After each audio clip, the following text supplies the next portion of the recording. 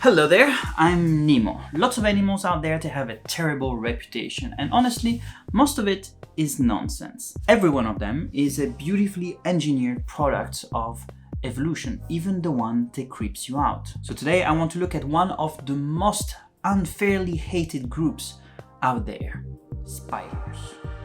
A few months ago, I found in my basement a dead spider. The body has completely dried out, and what is left is essentially just the exoskeleton. And since I have a microscope right here, I thought we could look at the anatomy of this common house spider while also talking about the strange abilities of spiders. Let's do that.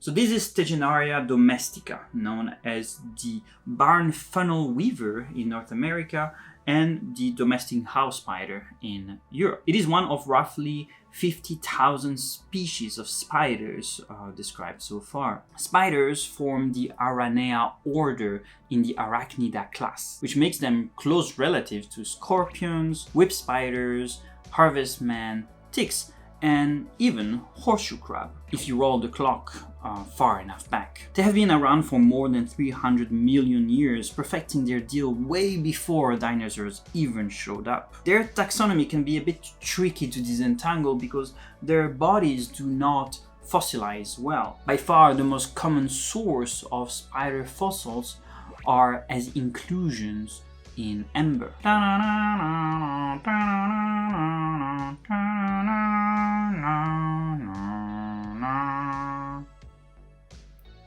Spiders are found almost everywhere on the planet that have colonized every environment with the exception of the open sea. Most species of spiders are tiny, between 2 and 10 millimeters, but some of them, particularly tarantula, they can reach up to 80 to 90 millimeter in body length. Males, they tend to be smaller than females, and they also tend to have shorter lives. When most people picture spiders, they imagine intricate webs, but that's only part of the story. Plenty of species never build webs at all. Some hide in burrows, others sprint after prey on the ground. But what they all share is a carnivorous lifestyle.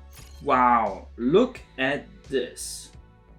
It is pretty dry on this body part and this body part. We're gonna explore later what those are, but the rest of the body is in pretty good shape actually. This spider belongs to the group commonly called Tegenaria. They are classic house spiders, perfectly adapted to the little corners of your house. This species builds funnel webs in your garage, in your basement, and even in your bathroom.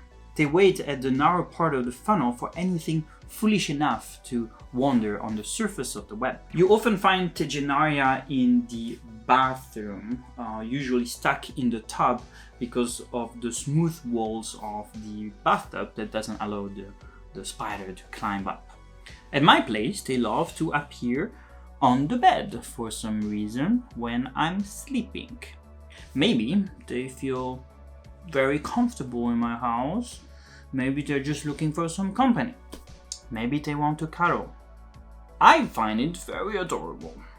Besides their size, which can reach about 10 millimeters, which is essentially the case here in this specimen, they are also easy to spot because of their long hairy legs, but also two spinnerets, which are the organs that secrete the silk, which is protruding from the posterior part of their body. They're pretty noticeable. I would agree that they look a little bit dramatic, but you know, they are harmless housemates doing pest control for free. So let's look at this little friend, this little dead friend under the microscope. So a spider body has two main sections. The front part here, called the prosoma or the cephalothorax, and the rear part, which is very, very dried out here, which is called the opistosoma or the abdomen. These are connected by a narrow stalk that we called the pedicel, which is right here.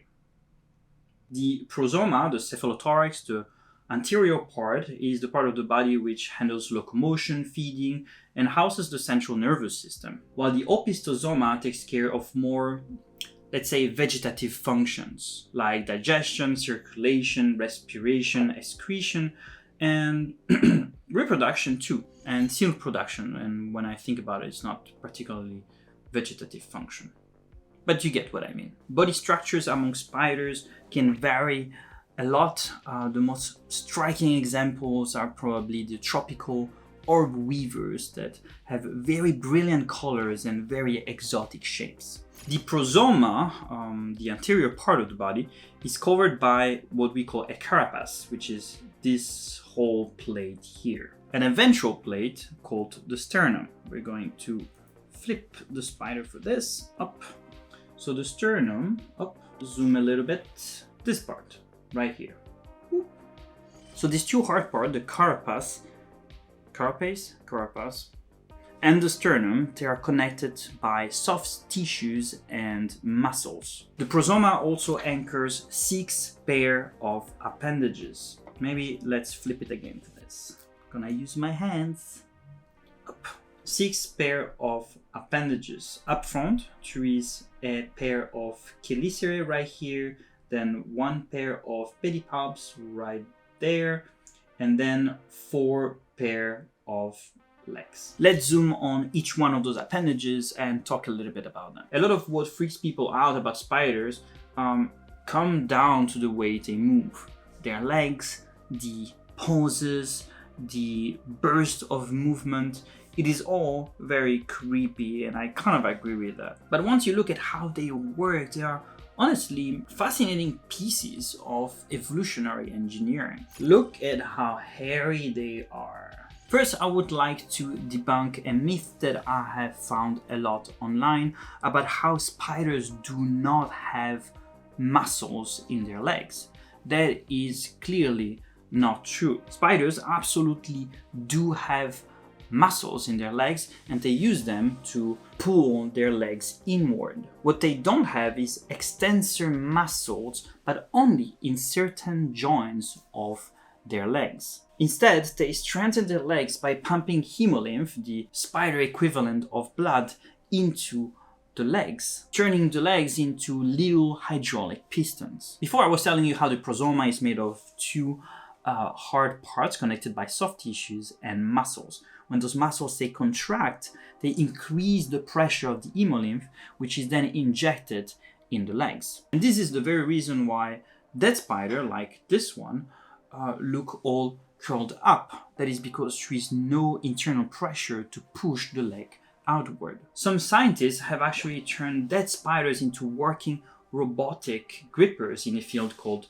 necrobotics. By injecting air into the cephalothorax of the spider, they essentially turn the natural hydraulic system into a pneumatic one, and they turn the whole limbs into a mechanical claw. I don't know how useful that is, but you know, science. So you can actually see how hairy those legs are. Let me zoom on them. Ooh. Maybe the thicker ones might not be hair, there might be spines, but everything around is clearly hair. And these hair have very different functions. Most of those are mechanoreceptors, so they allow the animal to touch its environment. But some hair have specialized functions, like the trichobothria, which is a type of hair that can detect air movement, a little bit like hearing. You also have chemosensitive hairs, which taste the environment. Spider legs also have a tarsal organ that is at the end of each leg.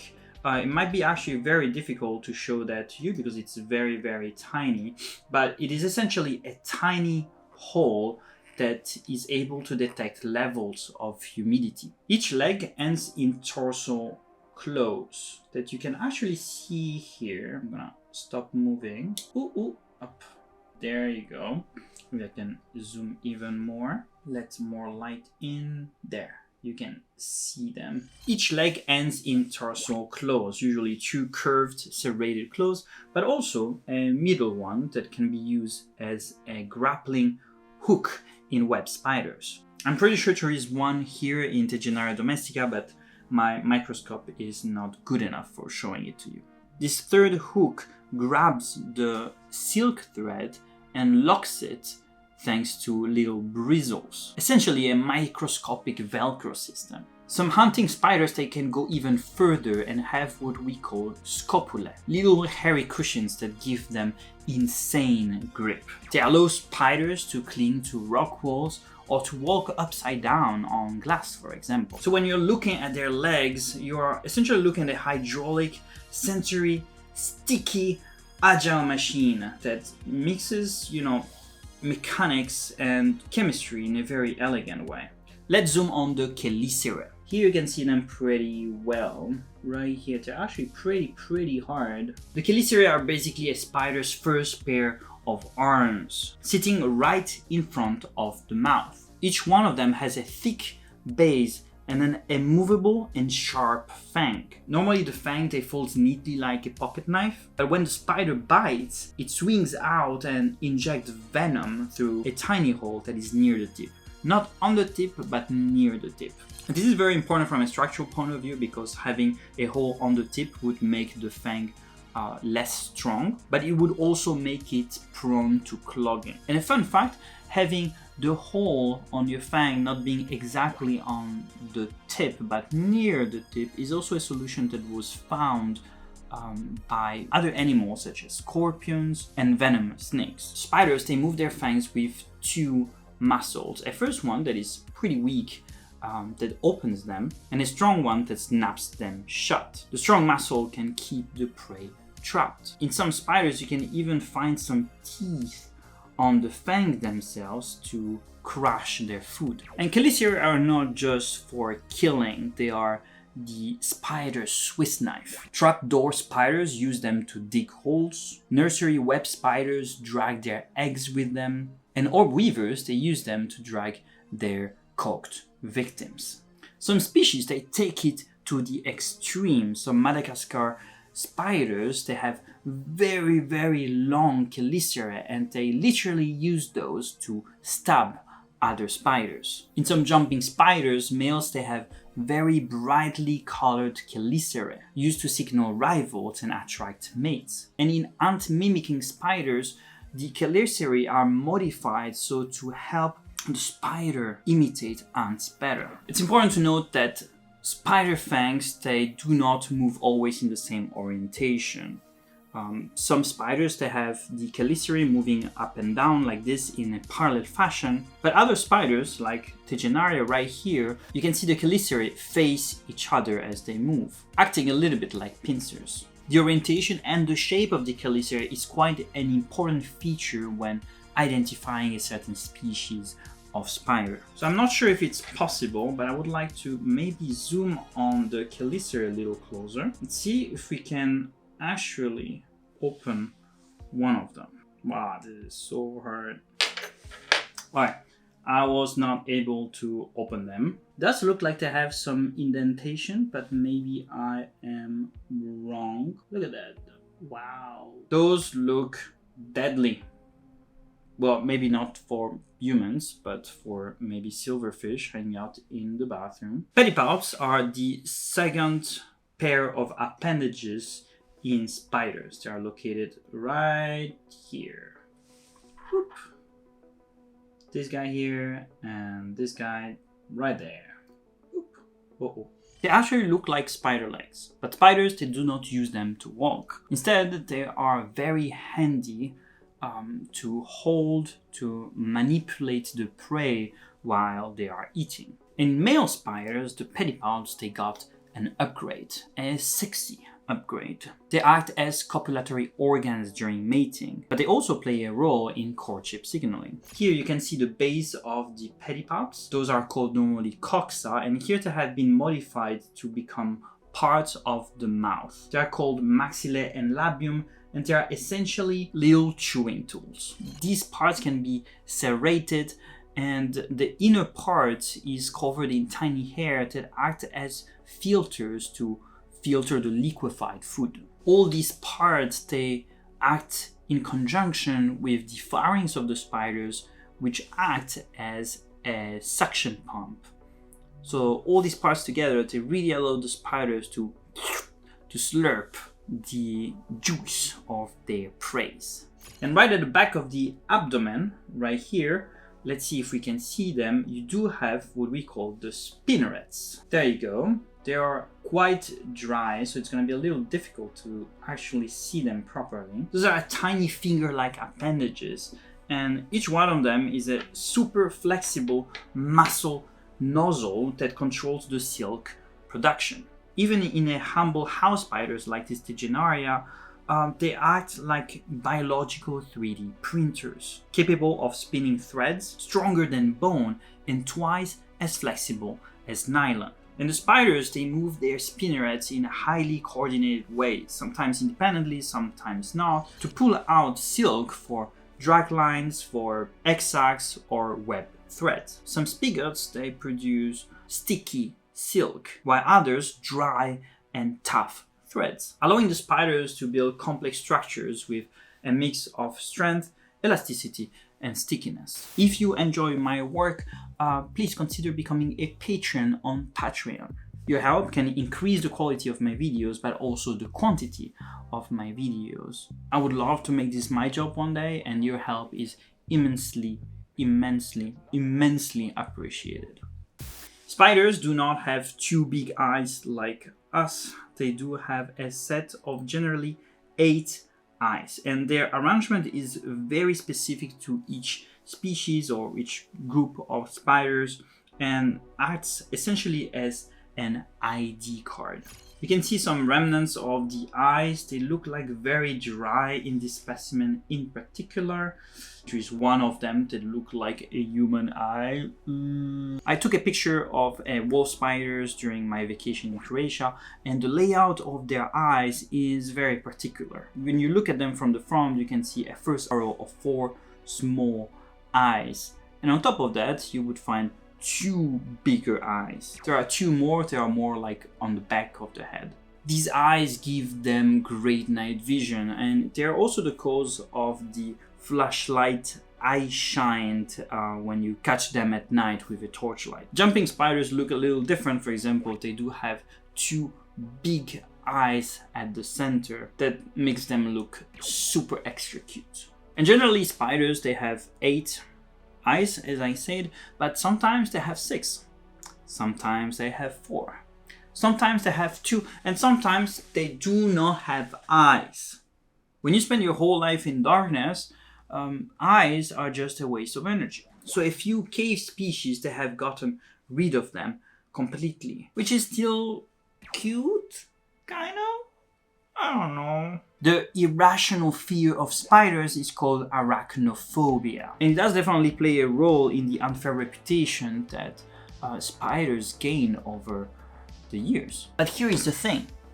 Fear is not the enemy. It's one of the oldest tools that we've got. It keeps you from stepping off cliffs and poking bears. Of course, you should not do that. But a lot of our fear responses are leftovers from a world we do not live in anymore. Spiders in your shower, they are not going to poison you to death. No weird parasite is gonna come out from the whole patterns of a sponge. And people who live and love differently from you are not threat to your survival or to the mental health of kids.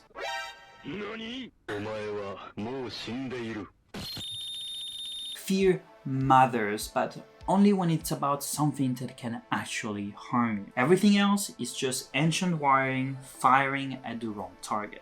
This species, Tegenaria domestica, is known as a solitary house spider. But not a very long time ago, they found something very, very fascinating and maybe a little bit scary also in a cave on the Greece-Albania border. Tens of thousands of Tegenaria, they built a gigantic web system spanning over 100 square meters and sharing that space with other spider species. They live there in darkness with an abundance of tiny flies and in peace between species, showing that even the most ordinary spider can pull off extraordinary feats when the environment pushes them to adapt. Earlier, I said that spiders have not conquered the open sea, and I was very careful with the way I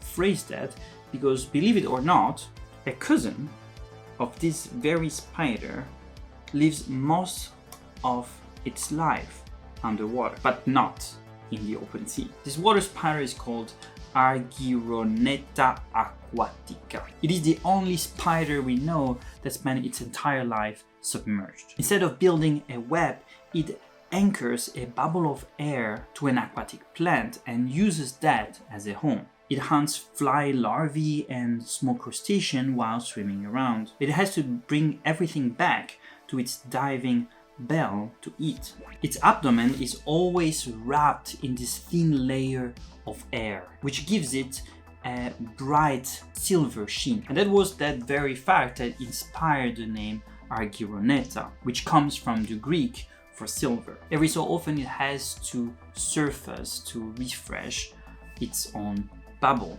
but the basic way it breathes is the same as its other land-living relatives. Air in, air out, just with some extra logistics. But some spiders, they also have conquered the sky. Tiny spiders, they throw out silk threads and they let the Earth's electric fields lift them in the sky. That will be all from me today. I hope you enjoyed the little video, and I'm planning actually to release a lot of little videos here and there over the coming weeks and months, so consider subscribing if you like this kind of content. Also join our Discord server if you want. It's pretty cool. We just hang out there, you know, we spend some time together. If you like spiders and horror movies, I recently watched Infested. I think that's the name in English. The French name is actually Vermine. It's a French movie. It's French. I thought it was pretty good, and the director is actually now working on the new entry in the Evil Dead franchise, which is probably my favorite horror movie saga. Yeah, so I'm pretty excited. Okay, time to go. Bye!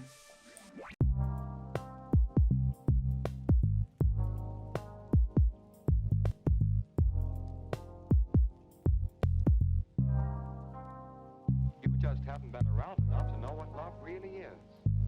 Believe me, it's nothing like the slush they give you in the movies.